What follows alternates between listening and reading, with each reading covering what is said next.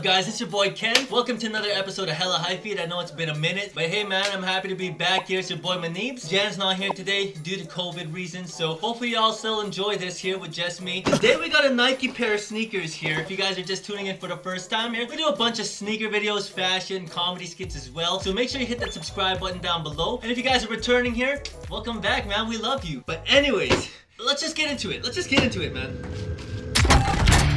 Look at that.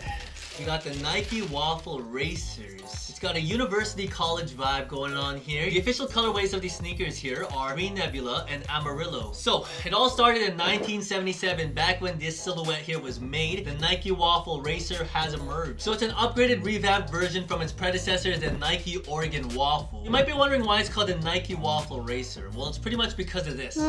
It's got that Nike Waffle outsole type beat going on here, you see?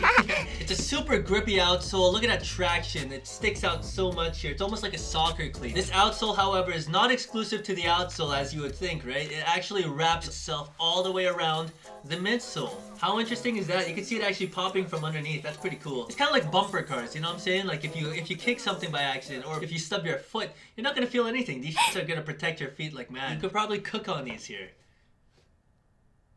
Slap on some bacon and call it a meal. Well, it's got an EVA midsole.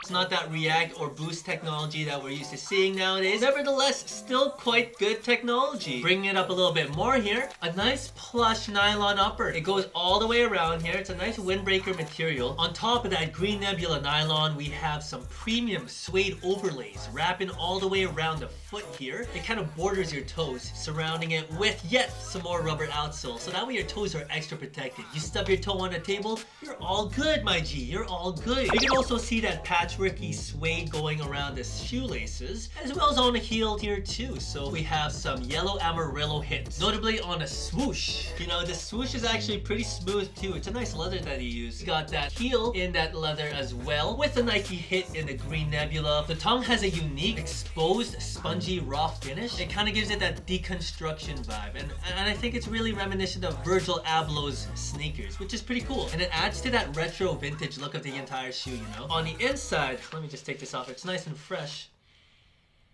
Nice, man. I like that. We have a Grinch colored Nike swoosh on the inside, screen printed on a royal blue insole. It's adhesive on the inside, so you can't remove this here, but definitely has some comfort to the touch. Yeah, no, I think these are the lightest sneakers I actually have here. These are super lightweight. If you held a Converse sneaker, it'd probably be similar to that. If not, maybe this might be a little bit lighter. How they fit though? That's a good question, man. These guys here are pretty narrow. I'm not gonna lie here. If you have wide feet, I wouldn't recommend going with these here. The reason why I say that is because I have like standard size feet, I'd say, kind of on the narrow end. Have maybe about less than an inch of room when it comes to the end of the shoe and the tippity top of my toe. Form fitting all the way around the foot as well as around the heel area here. So if you have wide feet, by all means give it a shot here, but I recommend these are maybe for more standard slimmer type feet type beat. You know what I'm saying? As of today on StockX, you could probably find these for about 93.95 Canadian dollars. So in Canadian, I got these for approximately $82.43. Actually, exactly that. In USD, that would be about $60. Yeah! On foot. バンジーガムはガムとゴム両方の性質を合わせます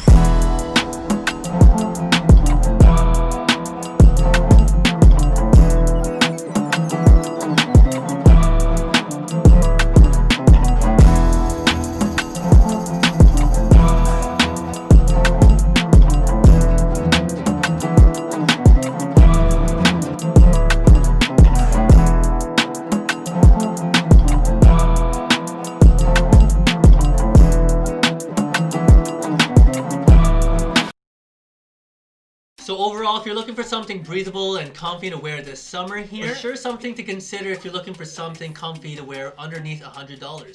Let me know in the comments what you guys think of these sneakers here below. I love these ones here. Do you? Do you guys think these are fresh? Do you think they're funky? Subscribe if y'all haven't and post notification bells. Without further ado, I'm out. Peace.